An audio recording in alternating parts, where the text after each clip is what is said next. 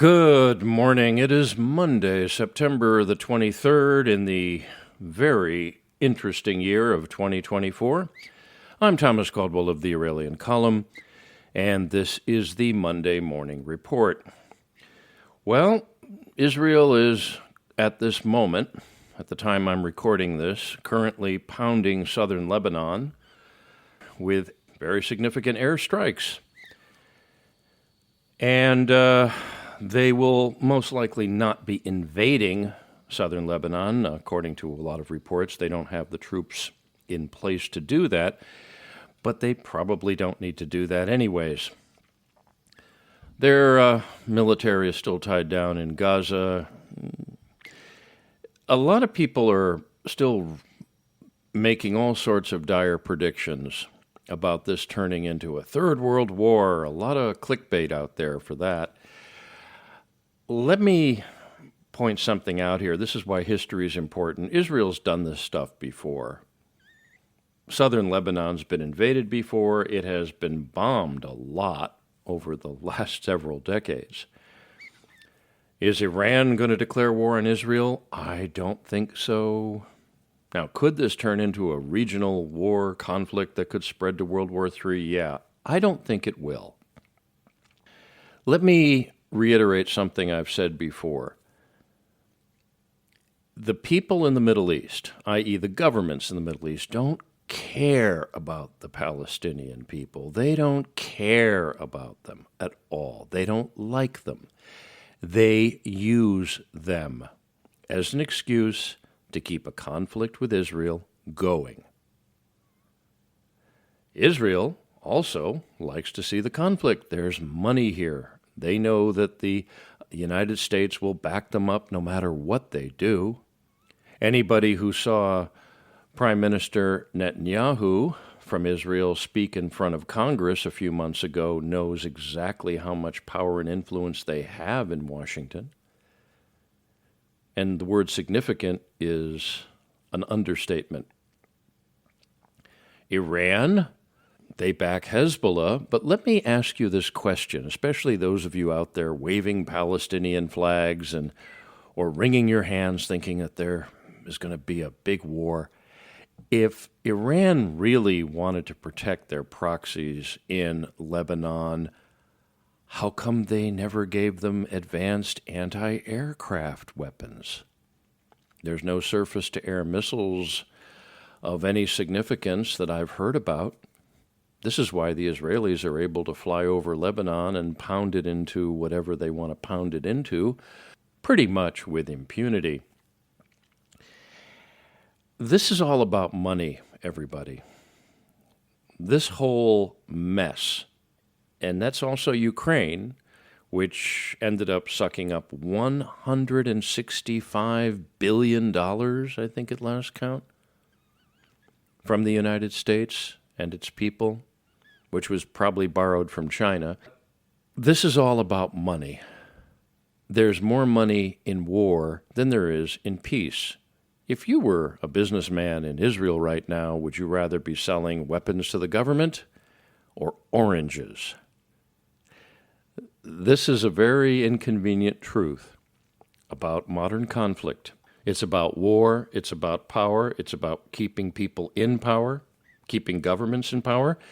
Iran would have to, they would have to address an awful lot of social issues and the resentment of much of their own population if they didn't have an enemy. Having enemies is a very useful thing for governments. It's the reason why the Argentinians invaded the Falkland Islands back in the early 1980s and went to war with the United Kingdom and lost. Because by invading that bit of territory, which they've been claiming forever, they thought it would unite their people behind them. Well, it sort of did, but eventually they were kicked out of power. Anyways, this is all about money. Nobody wants peace there. Nobody wants to help the Palestinians. Nobody wants to see an end to the conflict who has power to do something like that. Trump does. Trump is a practical American businessman. He really is. I mean, he talks funny. A lot of people don't like him because they've been trained not to like him. But at the same time, he thinks that the U.S. should be putting its own interests ahead of everyone else's. I can't argue with that, and I don't think anyone really can. This is an important lesson in geopolitics. There's always a band of people out there that are looking to fight and take down whatever government they're living under. Back in the 1960s, here in the United States, there was a terrorist organization called the Weather Underground.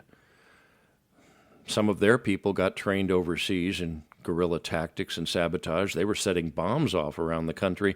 It's interesting how many of them have now gone on to other careers, and I would recommend doing some research on the Weather Underground and the who's who there. But they were funded by people from overseas who didn't like the United States.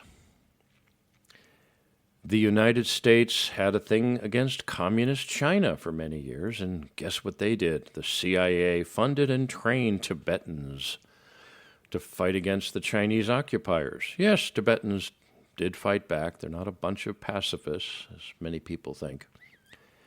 But of course, that eventually became inconvenient when the United States decided to normalize diplomatic relations with the People's Republic of China, and the Tibetan guerrillas that had been funded and trained by the United States were cut off and allowed to, well, get wiped out. The freedom fighters, or people that think they're freedom fighters, are always the pawns on the chessboard, and that's what you're seeing right now. The Palestinians are nothing more than useful cannon fodder, and people are making a lot of money out of this. And there's no other way to say it, folks. This is all about money, and it's all about power. It's not about right or wrong or liberating people or supporting people. All those protests around the world of people flying Palestinian flags are not going to have any effect except for those selling the Palestinian flags. And there's a very good reason why Dick Cheney, yes, that man, Dick Cheney, has endorsed Kamala Harris for president. Not that it would help her campaign too much, but it just shows you what the Democrats are all about. Many Republicans are also all about it as well. They've been clamoring for a war with Iran for some time. That would be really good for business if you had a whole bunch of Americans being sent over to that part of the world to fight a country that's quite massive and has quite a competent military. In the end, it wouldn't matter if there was victory or defeat, like there was in Vietnam or Afghanistan, so long as an awful lot of people in the business of making war and blowing stuff up would have their pockets lined. Speaking of Kamala Harris and the election that will be with us very shortly, if you follow a lot of the left-wing mainstream media, you would think that Kamala Harris is the second coming, that she's going to win this handily. As I've said before, and I continue to say, the deep state is going to do everything, both legal and illegal, to keep Donald Trump out of the White House. And that includes throwing the election.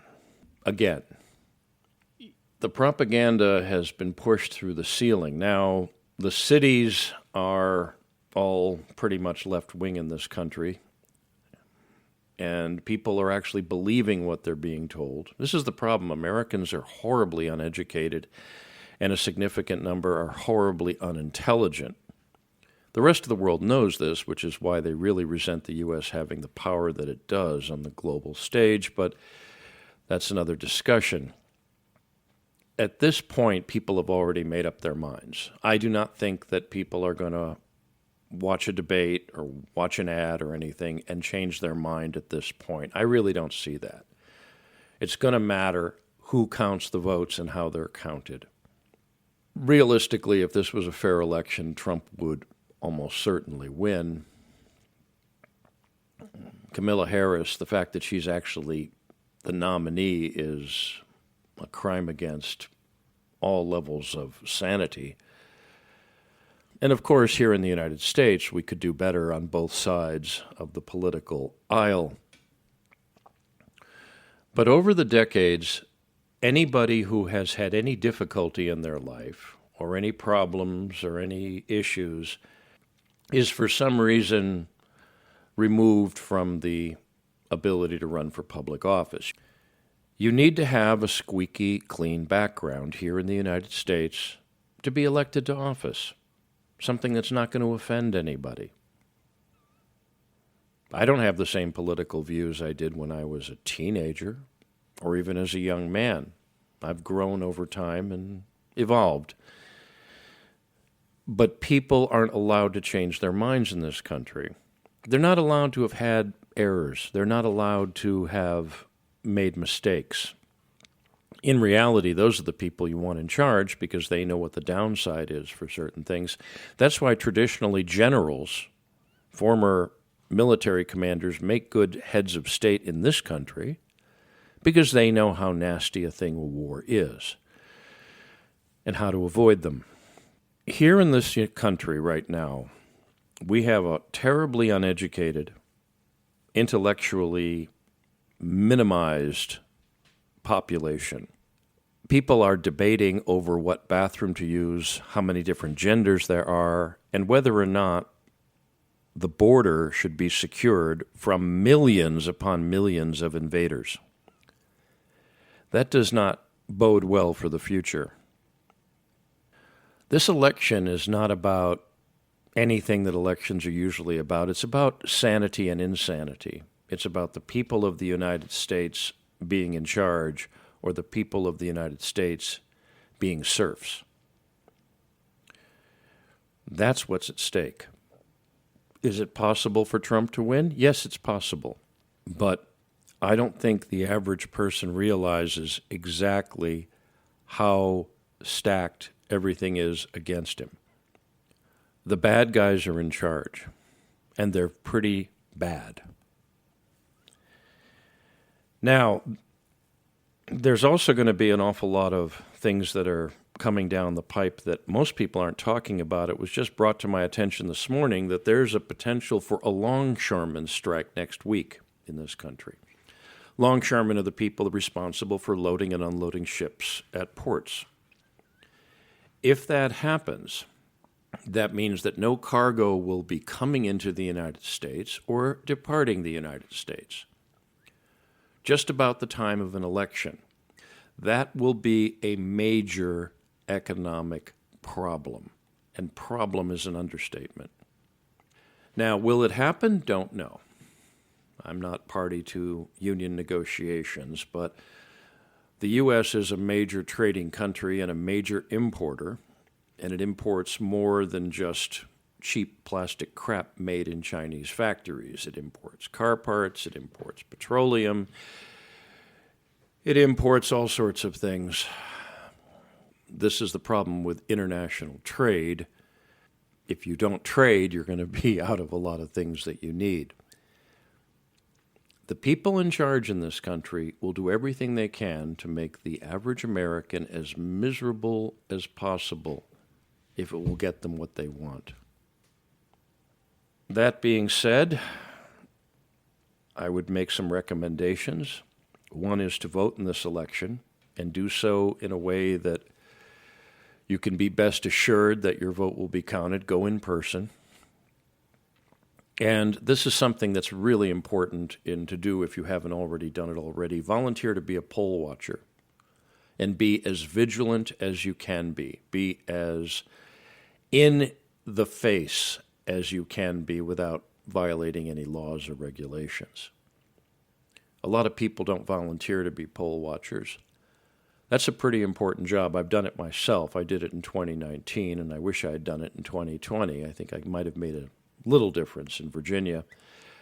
This is going to be a problem. There's so much here. I mean, we shouldn't really have an election season. We should have an election day. The U.S. Constitution talks about an election day. Well, that's another issue for another time. So I'm going to just leave you with this. Right now, the Middle East is burning up again. It could turn into something catastrophic, although I tend to be a little cynical in that department. I think that's just a distraction. Ukraine has been the biggest money laundering operation in the history of American organized crime, because that's what it was, organized crime. The rest of the world is sick of the United States and its partner or semi-master Israel. This is not going to continue forever. Something eventually gives. At the end of the day, human beings come out ahead, no matter how dark things get, no matter how miserable things can be. Eventually, people get sick of it, and the sun comes out of the clouds. So until that day, hang on. But do what you can to bring the sunlight back into the world. That's it for today. If you appreciate these podcasts and other things I produce, please like and subscribe, and please consider a paid subscription. That would be very helpful. I'm always willing to hear from people. You can reach me at feedback@aureliancolumn.com. That's feedback@aureliancolumn.com. I'm also up on X. My handle there is MICCAMPEN. That's MICCAMPEN. You can follow me on various social media platforms, not Facebook. I'm up on Telegram. The Aurelian Column is up there. I'm up on a few other places if you look for me. So until we meet again, be good, be safe, be vigilant, and remember, clown world must be destroyed. Good day.